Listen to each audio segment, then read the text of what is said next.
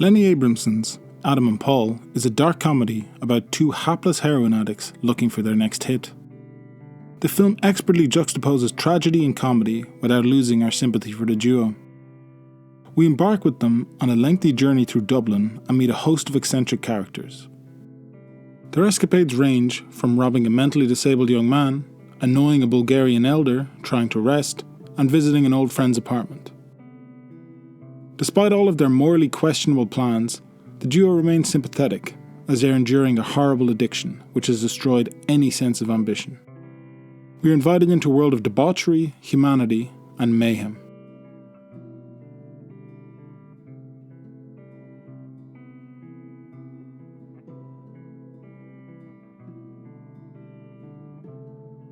The Odd Couple is an interesting narrative device deployed in multiple different films such as Withnail and I, The Big Lebowski, and In Bruges. It ensures that there is constant conflict between the two leads and that the audience remains engaged throughout. Adam and Paul are the epitome of the odd couple. Adam plays the straight man to Paul's comic relief. This toxic codependence leads to hilarity throughout the film. The scene with the Bulgarian elder is a perfect example of this. Just give me the fucking milk.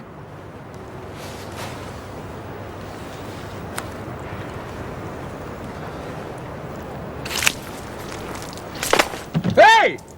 What is the fuck? Sorry, I wasn't aiming at you. Why you throw this milk? It was an accident. It was supposed to hit me. Sorry. Fuck's sake. My pants in my bag.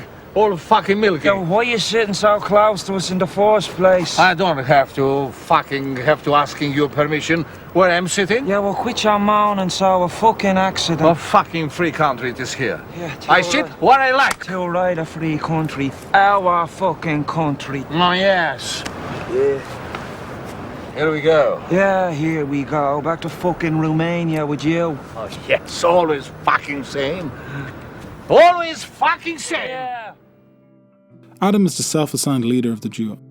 His ruthless personality propels the story's plot further, but Paul's incompetence ensures that each ploy goes nowhere. Essentially, we have a cynical con man teamed up with a childlike fool. This is a recipe for disaster. To civil society, they are soulless vermin, destroying the world, but there is more to this duo. They aren't simply cold, emotionless beings incapable of love.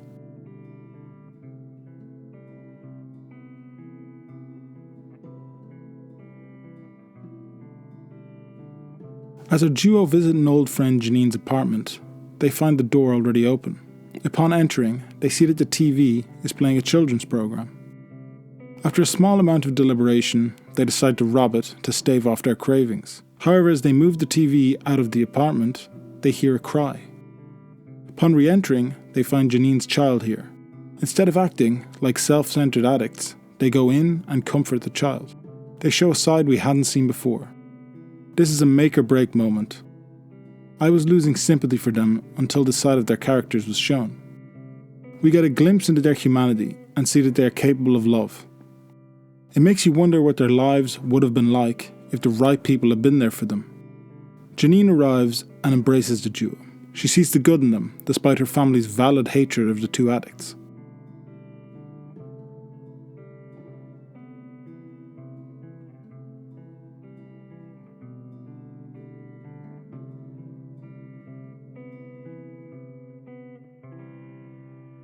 As Adam and Paul depart, Janine says her son should say goodbye to her daddies. Presumably, one of them is the boy's father. This provides another layer to this duo. So much is left unsaid, but we can feel a real history between these three people.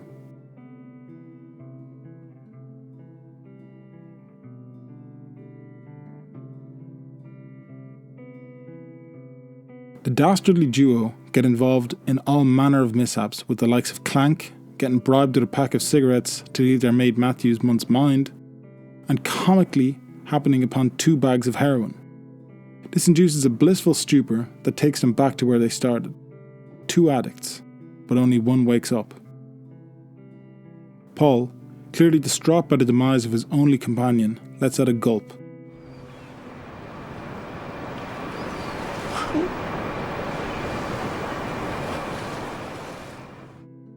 That's all we get. a gulp of emotion before the addiction takes centerfold again.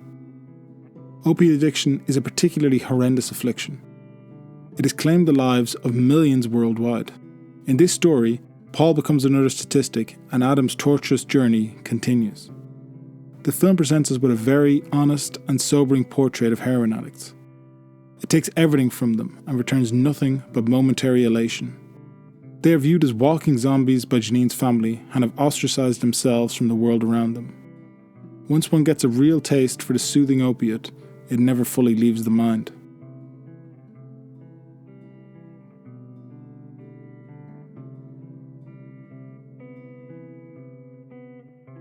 Adam and Paul is an expertly crafted dark comedy. Very few films have the bite and courage to show drug addiction in its most truthful form. It makes sense that the writer and star Mark O'Halloran would listen to heroin addicts converse and hustle outside of his apartment window each morning. This attention to detail and real-life experience ground the film. We are not watching two caricatures interact, but a true-to-life representation of the social problem.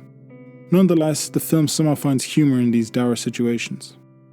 There are plenty of laughs abound, but they aren't at the expense of the characters. We're still on their side, despite their misgivings. The duo had each other, and that propelled them as far as it could. Unfortunately, though, our two wanderers had a lethal habit in common. A habit that stole their future for a less painful present.